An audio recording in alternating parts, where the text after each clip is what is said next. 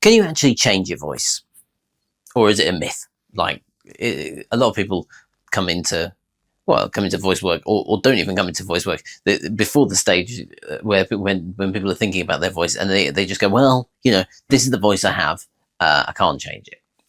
And there's some truth to that, but there's also a lot you can change about your voice. So we're going to delve into what is the actual truth. But if you if you don't know who I am, I'm Alex. I'm a voice coach, and I also look at authenticity. So I don't particularly like the word authenticity, but basically the feeling that your voice is your voice. This idea of, you know, this is your identity. If you're interested in voice or in authenticity or in neurodivergent masking, which is a part of my research about that. I'm stumbling over my words today. Can you tell? It's because I'm a bit tired. But it's okay, because that's who I am. And so, therefore, on this day, this will be a tired video. And that is who I am in this moment. And I am going to say that you should follow the YouTube channel. Yep, that's something I also say sometimes on this. Just hit subscribe, hit the like button, hit the bell icon. It's going to be a rambly video. It's not. We've got a plan. So we're going to move on and ask that question. Can you change your voice? For example, here I am rambling through this because I'm tired. Surely as a voice coach, I could change. I don't have to sound like that. Surely I don't have to ramble. Surely I could sound clear and precise. And I have done exactly that for years. So for years, I learned how to do the business voice. I even taught it in presentation training and things. You know, this is how you should speak. But I always felt a bit icky training that kind of thing, because I kind of knew on some level that it wasn't me. It was far away from being who I was. I am a bit of a sort of scatty person. I've got ADHD. I tend to talk in pieces. I'm a bit rambly sometimes, but I always get to the point, and actually sometimes the rambles are more interesting than the actual thing I'm trying to say. Interesting that. But this is so arguably, despite the fact that I've done years and years of training in this sort of thing, I'm more scrappy now than I ever was, but I feel more comfortable. And this is what a problem that people come up with, but is that they feel like if they're going to change their voice, if they're going to improve how they use their voice, they're going to stop feeling like themselves. And I think that's a bit of a myth. So we're gonna talk a little bit about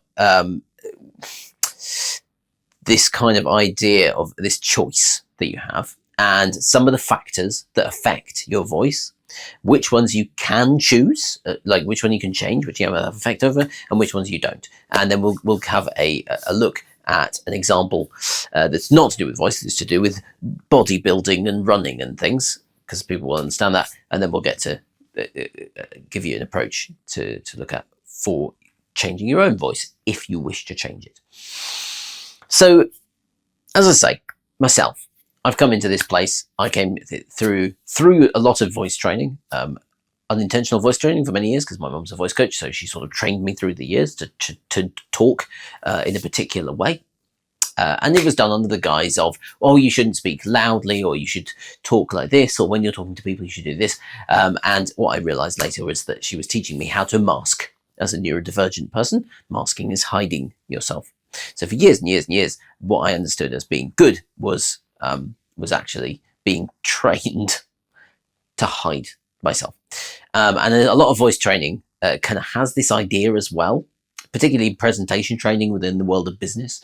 There's this idea of, if you talk like this, you will sound confident, or if you talk like this, you will be more persuasive, or this sort of thing. And what they're actually teaching you, though they can be useful tools, but they're actually teaching you not to be yourself. So does that mean that if you're going to change your voice, you have to change yourself? And I would say that there's a definitive no on that. Like, just because you're changing some parts of your voice doesn't mean that your sense of self has to change. But, and I will hold this very clearly, even though I'm not speaking very clearly today, that Alex, oh no, I can't stop. I was going to stop, and then, but I have to keep going with these videos. But I'm confused. I don't know what I want to say. My brain is scrambled. in the real world, I would have stood and rehearsed this, and he would have got this version that was like perfectly scripted, perfectly created, and totally devoid of life. So now you get the life, but sometimes Alex's brain goes off in a fumble. And the thing is, though, that my way of doing the voice, my way of using my voice now, feels more like mine, and it is undoubtable that my use of the voice is significantly better than it was years ago. So what have I changed about the voice? This is the question. What factors have I changed about the voice? I don't know whether that explanation was clear, but we'll try. Basically, you know, I haven't changed my voice, it's still mine, but I've changed some aspects of it. So there are like physiological changes that I've made to my voice. And you can do these sort of changes to your voice, and engaging in voice work is the type of thing that allows you to make these changes. And it's basically, this is the example of exercise. It's a bit like training your body. So if you were to go into any gym or any kind of fitness classes, and you were to say, I don't believe it's possible for me to change my body, you know, to get stronger by lifting weights, or be able to run a marathon by running a marathon. Nobody is going to say, oh, it's completely impossible for you, you know, because everyone has got the ability, even people with like physical disabilities have got the ability to engage in some sort of exercise that will change their body in some way. And even though it might be really difficult, and there might be like loads of things, like mental beliefs about oneself there, we kind of understand, we're on board with the idea that when we train bodies, they get fitter. I'm not going to say healthier, because there's a whole debate about that around voices, so we'll avoid the word healthy, but we'll say fitter, or better use. You become more powerful if you run. If you run, you become better at running, you know, and that's the case with the voice. You know, the more you're training to use your voice in a particular way, the more your voice will be able to be loud, the more it will be able to be clear, the more you might be able to change into different accents and, you know, play around with because that's just changing the musculature of the voice and relearning how to use your voice. You know, I always go to an Irish one for that when I'm not expecting to do an accent. And so there's this. So it's true that the voice is made of a load of muscles, and you can train those muscles. So you can change the physiology, and that for many people that's like a massive thing to know that you basically have all this choice about how you want your voice to sound. And then let's look at so that's the kind of physiology. You can change that. You can totally change the sound of your voice if you want to. There are things like society and identity, right? So these will affect how you use your voice. And you can change your identity to an extent. I thought of myself as shy for many years. I still think of myself as shy in some situations, but I know that in many situations, particularly standing on stage, I am confident and I am able to do things. So I have to change my identity from being someone who's shy in all situations to being someone who's quite like outgoing and extroverted in some situations. That's my identity. Can I change my background, my society, where I came from? No, not really. That's embedded in who I started off as. And also, there's the mind. So we've got the physiology, we've got society and identity, and we've got the mind. How can we change our mind? Can we change how we think about our voice? And this is often where that sort of this question of can I change my voice without changing my identity? This comes up it's basically a mental block, and it's not. I say block as if it's a bad thing. Like sometimes if I was to go around and talk like this all the time, and that was going to be my voice from now and forever, I will only ever talk like this, then I will have to change who I think I am, because I become someone who talks like that. And that might be fine. You know, maybe I'm like, you know, this is the type of person that is absolutely more me than I am. And I might choose just to continually go out and talk like this. And this might be my voice from now until the end, you know, and nonsense words. But, it is a total choice. But there would be a mental switch that has to happen there. And often that's where we've got this sort of block.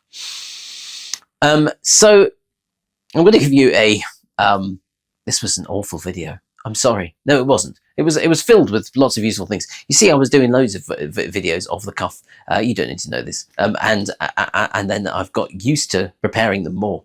And then so quickly our exercise goes down, just like with physical exercise, just like with the voice. So here's something to start off your journey. How can you start to get to know your voice better so that then you can change it to be what you want it to be? And I think that the basic answer is to get to know your voice, to start to learn what your voice sounds like and how you feel about your voice. So a lot of the kind of mental stuff is to do with like, oh, okay, well, how, like, what's my relationship to my voice? Do I hate my voice? Am I asking how to change my voice because I hate some aspect of it? What is that aspect? Like, where does that come from? Or like, why do I talk like that? Or if I don't want to find out why, like, how is it? Like, how do I talk? What is exactly is it I don't like about it? Is it that it's really breathy and I don't like the way that the breathiness feels? Or is it I don't like the way the breathiness sounds? Or I feel like I sound, you know, uncertain all the time because I'm talking in this breathy voice. And like, and just get to know it. Like, go out and learn about your own voice. Become a student of your own voice. This is a phrase I like to use. To start to go into that question of, like, yes, you can change your voice, and no, you can't change your voice without changing your identity around it, really. And then maybe that's a good thing. So who do you want to be? Who's the person you'd like to be? And how can your voice help you to serve that? So that was an extremely scrappy video in the scrappy video style by Alex. If you're interested in voice and authenticity and things like that, subscribe, hit the like button, hit the bell icon, follow me on social media, and I should stop saying that in such a blasé way because people will just stop listening to it. If I say it in a blasé way, people will listen to it a blasé way. I do apologise. This is so rambly. I'm going to stop now. Get to know your own voice. Everything's good. You're brilliant. Have a lovely day.